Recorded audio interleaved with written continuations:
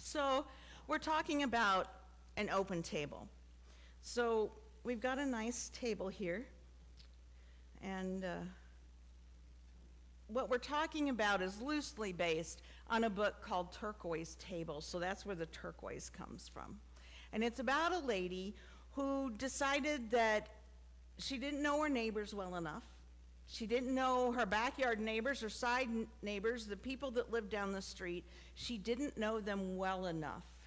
She had the superficial knowing, right? Oh yeah, your kid plays baseball. But didn't know perhaps when one of them were grieving, or when one of them were ill, or when there was great joy in their life. And she decided she needed to do something about that. And so she found some paint in her garage, which was turquoise, and took an old picnic table and painted it. And they set it out in the front yard, and she started doing things in the front yard. So instead of always working at her laptop, inside in her desk where she was looking out the window and seeing the neighborhood, she started setting out outside at the table. When it was time for the kids to have snacks, they took their snacks out to the table. When they just wanted a minute to enjoy God's creation, they went and sat at the table. And pretty soon, the folks that are walking by are stopping to talk, are wondering why she painted the tables turquoise, wondering, oh, there's your kids. What grades are they in? Oh, yes, my grandson's in that class. They began to know each other deeper than, hey, yep, that's my neighbor. They drive the right truck.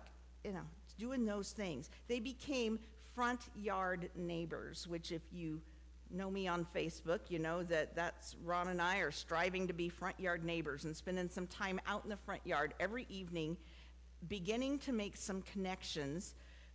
It's only been about a week week and a half, but I know like 6 people on our circle that I didn't know before. So it is beginning. Now, can I remember their names? Probably not, because all of you know how long it took me to remember your names. So but I know faces now. And, we hi, we see each other in the yard and we're waving now. It's become an open door to provide hospitality for the community. The other thing is that she found out is that so often we think that hospitality equals entertainment, right? Oh, I gotta clean the house, gotta scrub the toilet, I gotta make the jello, I gotta, make the bars, I gotta cook the right coffee, I gotta do all these things. When people like those things, but what they need is the connection of community. You can see our title of our message today is Craving Community, and they crave community. We crave community. We are wired, built, and created for community. And yet, especially, and I think it was beginning to happen, if I look back, I see it beginning to happen maybe 3 to 5 years before we hit 2020, right? But it's like 2020 took it and just went whoop, and took us through the next 10 years in a year and a half, right? So we've lost that deep connection with the folks in our community, and especially in our community where we're about half folks that all know each other, right? And the other nearly half, if we look at the demographics, are bedroom community type folks. So we might know that their kid plays baseball, but they work in town. And they do everything in town because they're used to going to town, right? And they have no relationship here to draw them deeper into community to those things. So we've built this false sense of community in our face. Go on Facebook. I had to, after doing a bunch of reading that I've done for this, I had to go look at my Facebook, and I think I have like close to 900 friends or whatever. I don't friend anybody unless I know them. So I know all those people, but I know well, deeply, probably less than 50, right? Even some of my relatives, I don't know well, but I know them. So we've built, because, I have 900 friends on Facebook, we built this false community that's an amazing thing. I have 2,000 followers on Instagram. We still don't know each other. We're not connected anyway except electronically in those things. So our friendships are wide, right? Our community engagement and depth is wide, but it's not deep. And what we crave is the depth of our relationships. But when we do that, we have to offer our hearts, and that's really hard. So we read, Craig read us several things. I want to just reiterate from Hebrews. Let mutual love continue. Do not neglect to show hospitality to strangers, for by doing that, some have entertained angels without knowing it. Remember those who are in prison as though you were in prison with them, those who are being tortured as though you yourselves are being tortured. Let marriage be held in honor by all, and let the marriage bed be kept undefiled, for God will judge those who are fornicators and adulterers. Keep your lives free from the love of money, and be content with what you have, for he has said, I will never leave you or forsake you. So we can say with confidence, the Lord is my helper. I will not be afraid. What can anyone do to me? Now hear it, as I sometimes do, from the Message. Love from the center of who you are. Don't fake it. Run for dear life from evil. Hold on for dear life to good. Be good friends who love deeply. Practice playing second fiddle. Don't burn out. Keep yourselves fueled in a flame. Be alert servants of the master, cheerfully expectant. Don't quit in hard times. Pray all the harder. Help needy Christians. Be inventive in hospitality. Same meaning, different words, and maybe words that cause our minds to start working a little bit. But when we're inventive, when we give our full hearts, when we offer our full hearts to God to direct us in whatever way it is that he's calling us, we can become vulnerable, and that gets scary. And we've talked about vulnerability on occasion, and it's that feeling that, okay, I'm no longer in control. I have turned this over to God. And I'm not sure I like that feeling. So what we need to do is listen and pray. We listen and pray. We listen and pray. When we do that with and for people, as we have in the last week, it lets people know that they matter. Not just to us, not just to God, but to both. And that they are welcome into the spaces that we inhabit. That they are welcome. Hospitality is like an invitation. Doesn't have to be complicated. Simple is best. Often just being present with someone is enough. Taking time to sit at a table, across a table, at God's table together.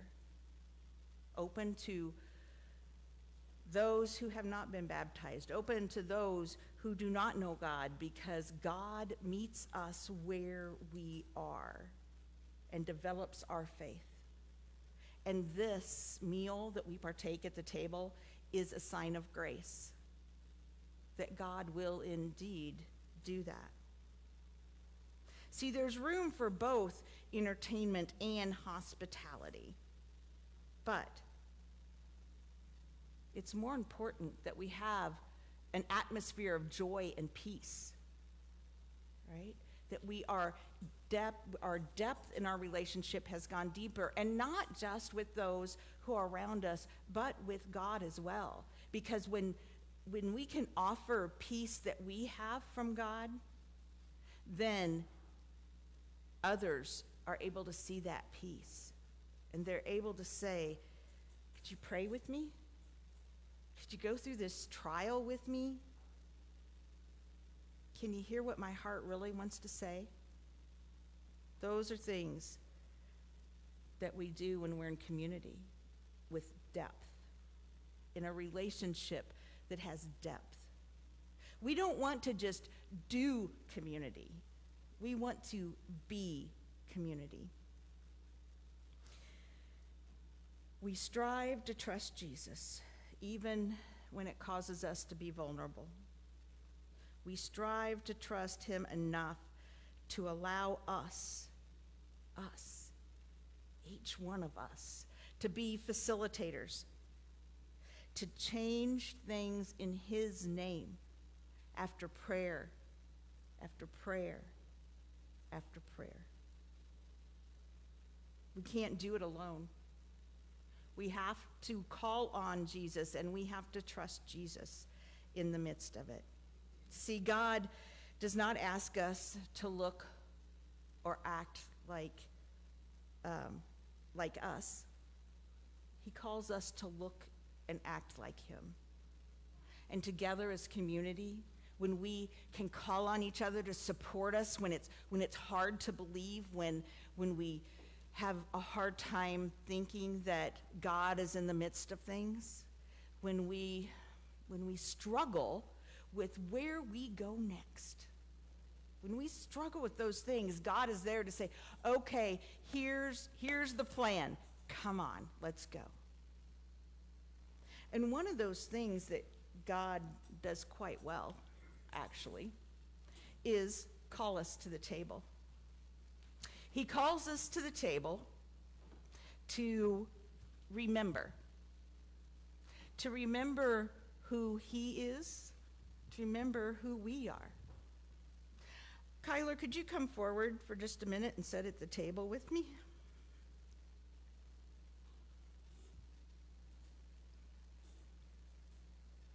So I'll have a question that I'm going to ask somebody to come up and talk with about every week.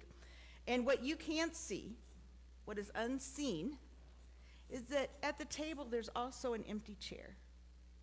And that chair we leave open for the presence of Christ, because we know that Christ is always at the table. So Kyler, as a young person of Riverside, what does it look like if you say community? What is on your heart and your mind when you say that? I think community means the connection that not only people have, but people have with what surrounds them. We have, for example, our church community, and the reason we're brought together as a church community is because we're here worshiping in the church. You have our school community, our business community, and we're all in this community of not only Oakland, but Riverside. And community isn't only, like I said, it's about the connections that you make besides knowing the people. It's the way that you know the people. And I think to build those communities even stronger, we have to find more connections. The more connections you can make with people, the easier it is to know them and understand where they come from too. So community it's as simple or as complicated as you want to make it. And the way we build a better community is by taking initiative to find others in places that we might not expect them to be. Great. Thank you for sharing.